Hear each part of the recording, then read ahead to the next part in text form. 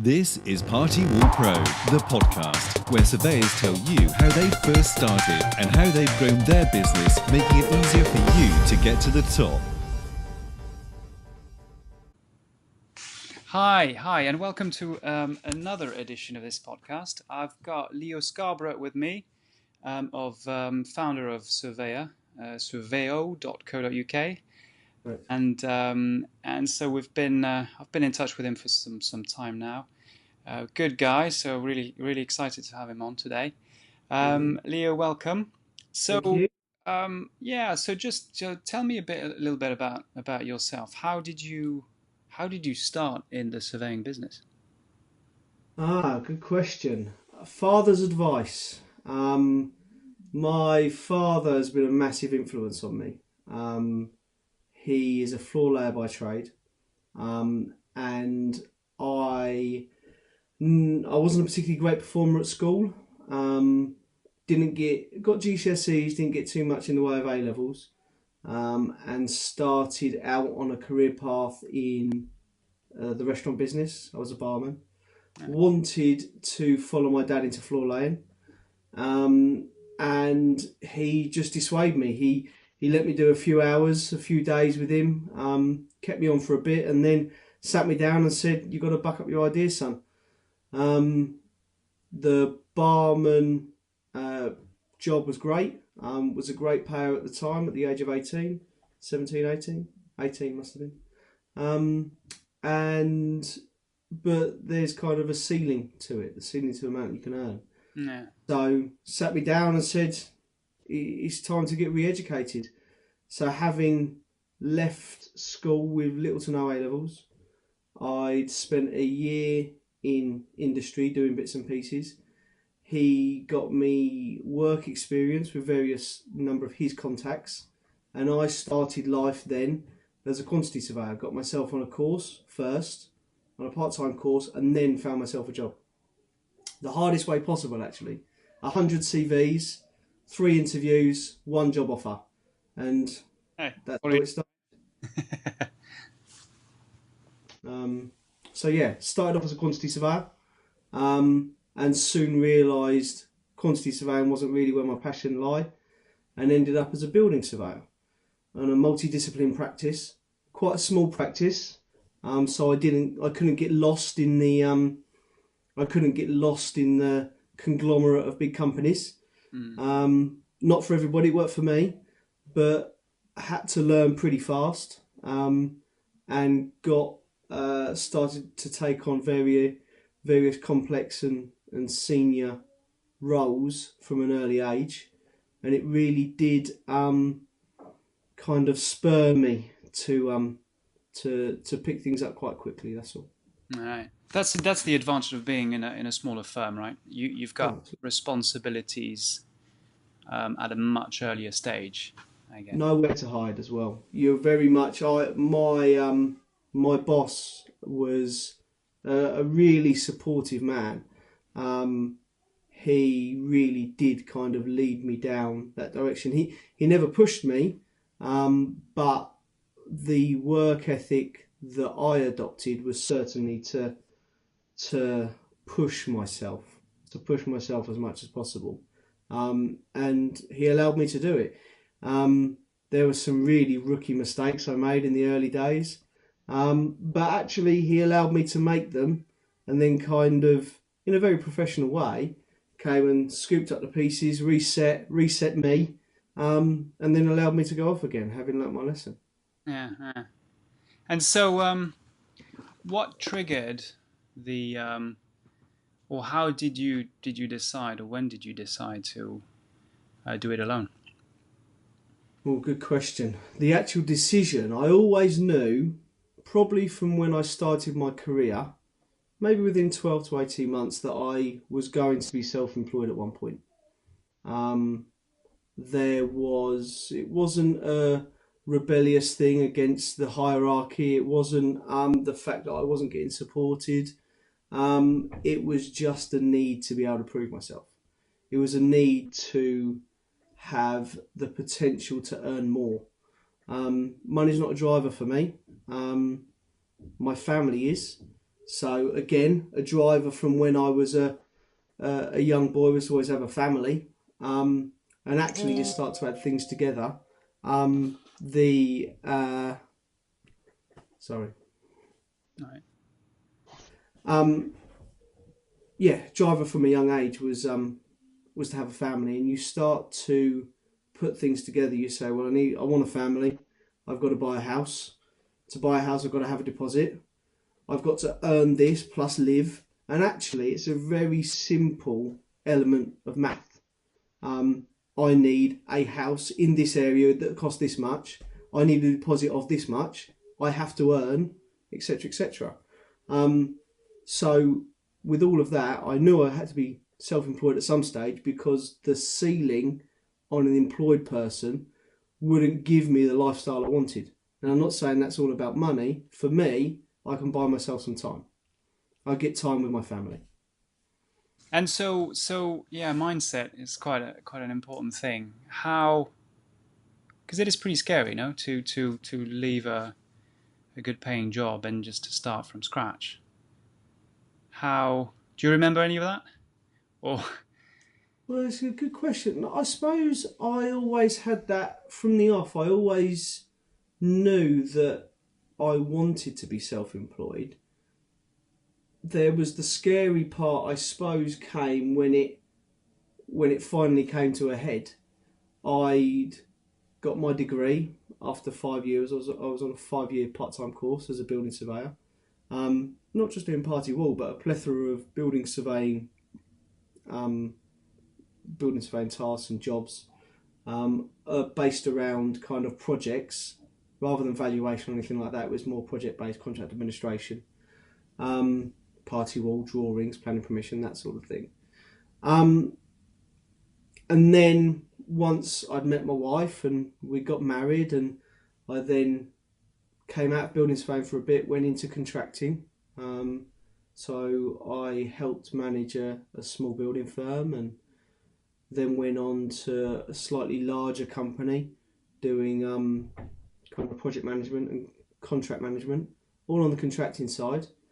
And it came to a point where I was moving too often. I wasn't satisfied. It was got to a point where I'd stayed with the small building firm for about 3.5 years. I then skipped to this other place, a slightly larger firm as a contracts manager.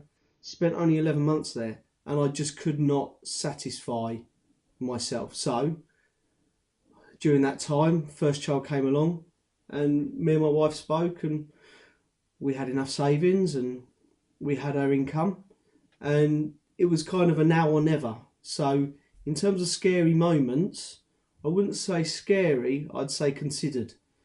Knowing that my CV looked pretty awful at the time because I'd skipped around a bit, I felt that now was the time to give it a go. I wanted to move. I didn't know where to move to. I interviewed for several companies before I decided to go on my own after this 11-month period.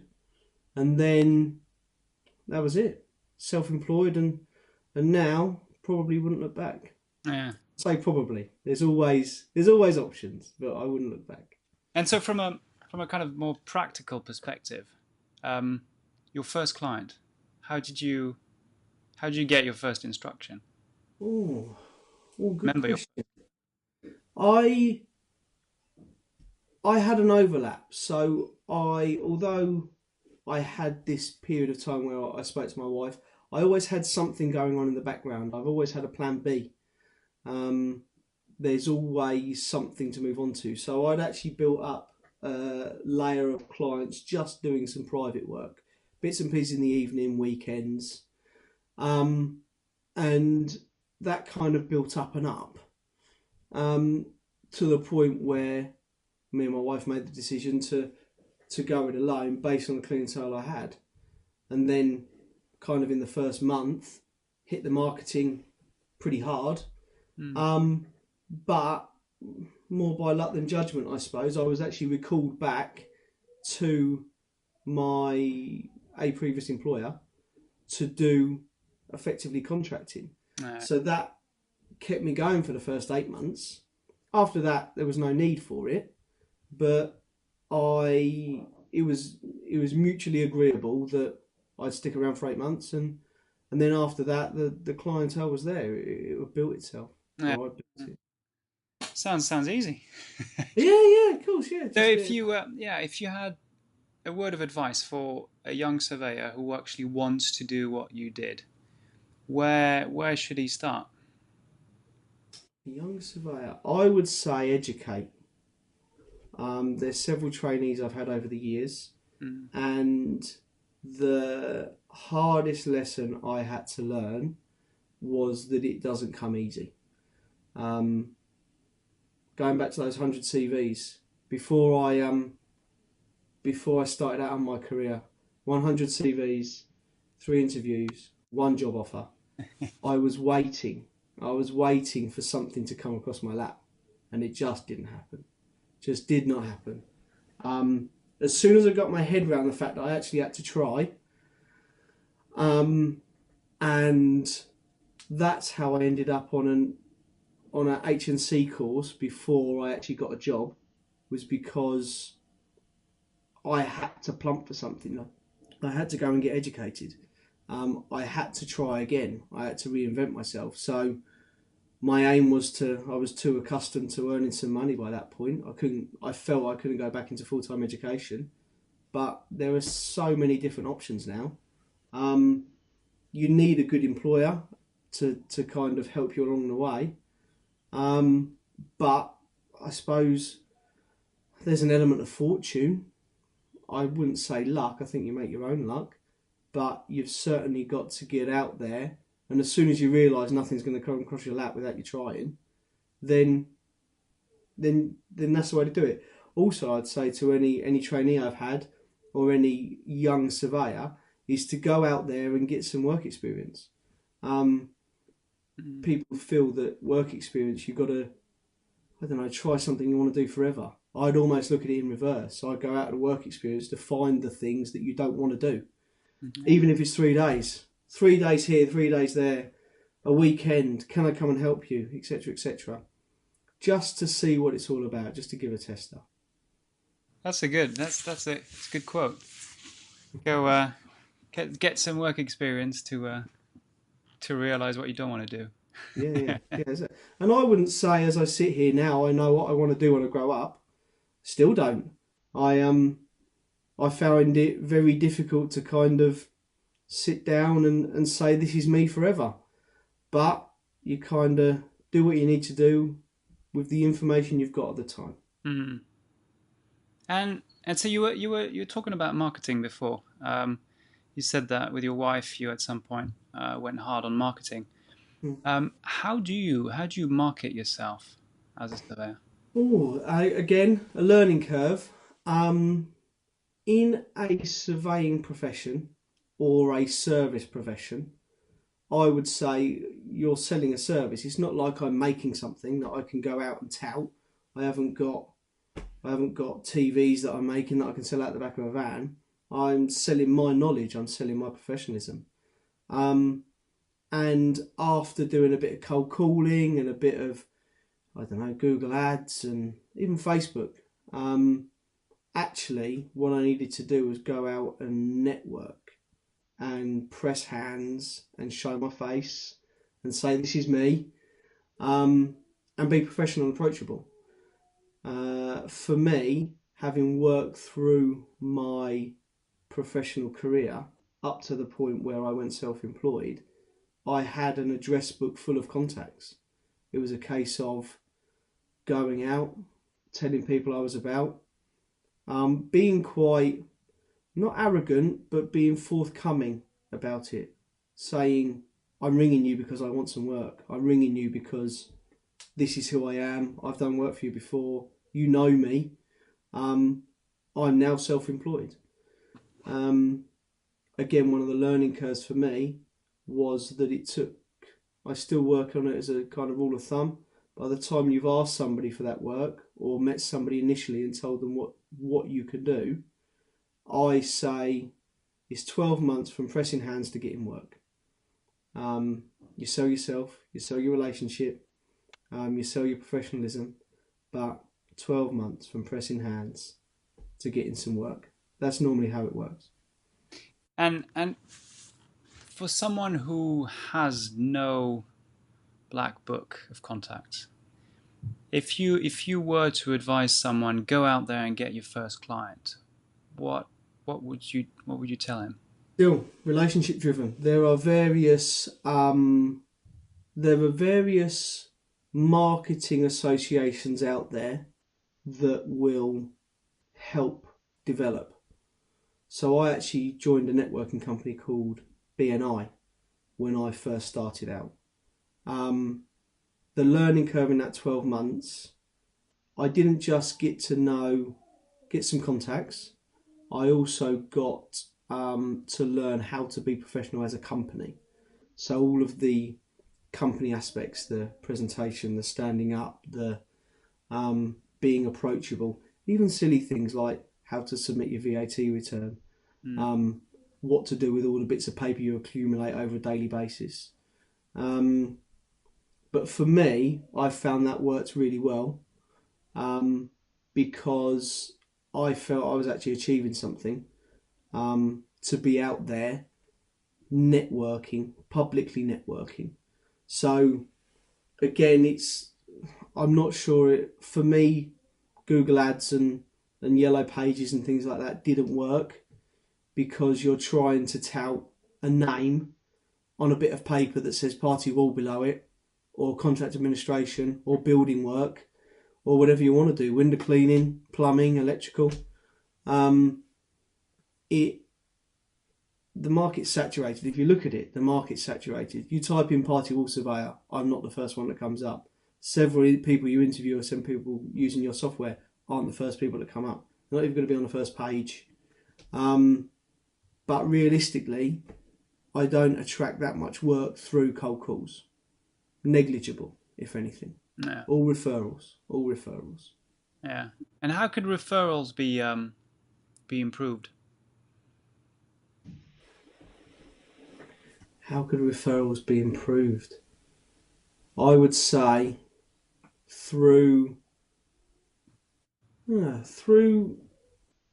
work ethic. So if you look at the Party Wall Pro software, for instance, that gives a very good professional basis to get those referrals. If you're slick and if you are organised, and if you know what you're doing at the tap of a button, then it's certainly going to help generate more referrals. As a party wall surveyor, I see several clients a week, several adjoining owners, several surveyors that are working for the adjoining owner or the agreed surveyor.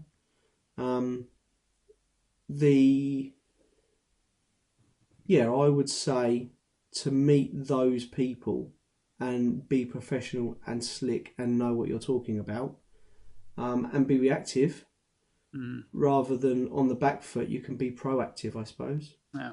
It's certainly going to help to generate those referrals. Right. Yeah, that's a good point. And so talking about Party Wall, how did you get from what you did before and slowly into the Party Wall? Because a lot of your practice now is dealing with Party Wall. How much of your practice do you focus on Party Wall? Probably 60 to 70%. Wow. Okay. Yeah. I found that there was a lot of people out there that didn't know what they were doing in terms of Party Wall. There seemed to be a need for it. You're feeding off of building projects all the time, so it's not necessarily a facilitator, but it's something that a lot of building owners or adjoining owners or even architects don't necessarily know much about. A lot of architects will be able to produce the notice, send it off, but if they get anything other than a consent, they find it very difficult to manage, especially if they've got several projects on at a time. So for me, it led from a simple need. All of a sudden, I don't know, I got 10 party wall projects in the space of a month, where I'd only been kind of getting one or two before. And it was it was a simple thing for me to go out and build upon. Yeah. All right. You make it sound very simple. Everything. Really? Yeah, I should dig a bit deeper. Yeah, and so in your kind of day to day, well, you mentioned Party Wall Pro, but it's not really. I don't want this interview to be an advertisement for Party Wall Pro, but in your kind of day to day job, what kind of tools do you use? It's all diary management for me. Yeah. If it's not logged in my diary, it doesn't get done. To be honest, I even saw one earlier that as soon as I clicked on the iPad, I realised there's a photographic schedule that I done last week that should be out the door, but it's not in my diary. I don't know why I haven't logged it in my diary, but it's not in my diary. It is now, or it will be. But everything for me is generated from my diary. Hours, miles, jobs, where I am next, where I was last week, where I am tomorrow. All driven from there. Then everything kind of filters down. My whole filing system is built off the back of my diary. Right. Okay. Right. And in terms of the schedule adjoining owners and stuff before Party Wall Pro, how did you do it? How did you keep all your adjoining owners, all the details, and all the? I've just hard filed every time. Everything, like I said, led from my diary. So if I was working on this today, that would mean going to my filing cabinet, getting out my files, having a pile. That sometimes the files never got quite put away, and they linger about. And there's post-it notes and various reminders. I mean, in the morning I'd have, I don't know, 20 reminders of my phone. You can't. It's impossible. Even if you had 20, if you worked 20 hours, by the time you'd got into one job, got into one job, finished that, put it down, picked up another one. You're not going to complete 20 jobs in 20 hours. It's just sometimes impossible. Yeah. So all of the reminders in the world just didn't quite help me achieve my workload. That's all. Mm. And so, how is life now with Party Wall Pro? Let's do a bit of self promotion. Come on. Yeah, absolutely. Party Wall Pro. Well, like I said, it's slick. It just, rather than having everything in my diary, I still use my diary that says today I will work on this, but a very simple, I forget what your numbering system is, but the 1 to whatever the final number is, a very easy step-by-step process where every job is at the hit of a button, what notices are live, what notices aren't, where you are. Party Walls Pro is great if you feed the information correctly into it. Yeah. So the building owners, the adjoining owners, all the surveyors' names. So, for instance, just before I came on this interview, it reminded me that I needed to upload the building owner's permission, the signed letter that says that I have been awarded the project, and a very simple reminder. But I've gone, yeah, of course. Went to my briefcase. It's in there. Scanned it, uploaded it. It's there forever. It'll never get lost. It can never be misplaced.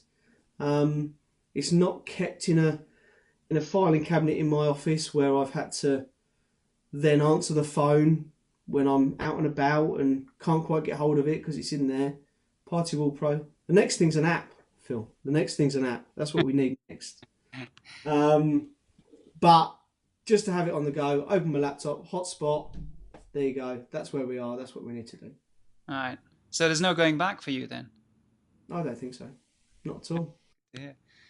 So back to the real purpose of this interview.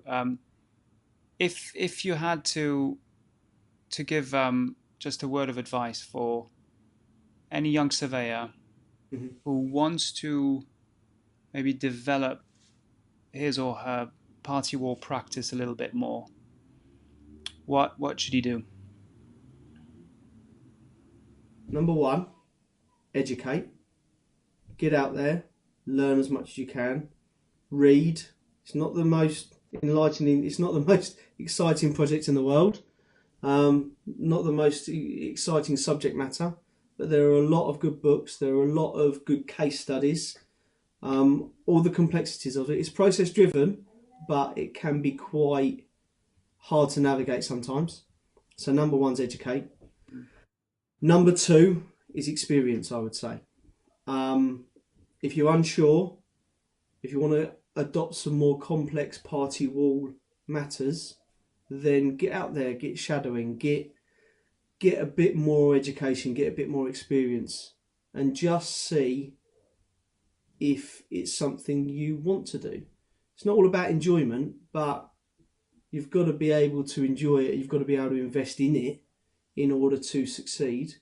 And really, you need to get out there and absolutely identify whether or not that's what you want to do. Are you looking for anyone? Leading question. Currently, no, but with the aid of Party Wall Pro, I'm sure there'll be some need for it in the future. Great. So, last question. Who should I interview next? Any names you can think of? Top of your head? Well, that's a good question. I would say a guy called Barry Martin, but he's I think he retired last year, but he'd been doing it a long time. It would be good for you to get some investment from the older guys, just to see what it looks like at the end of a career.